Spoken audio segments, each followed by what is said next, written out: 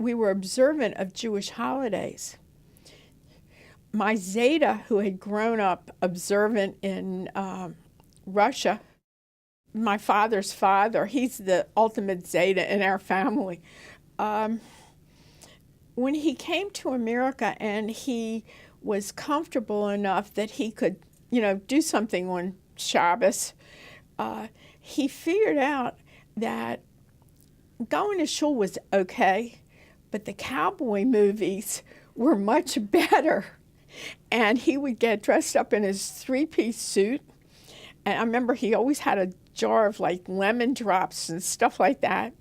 And he would go to the cowboy movies instead of going to shul.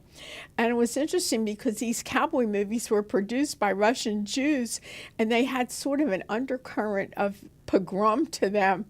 But the good guys always won, and he liked that. He felt it was very American, and and it was modern, and he liked doing that instead of going to shul.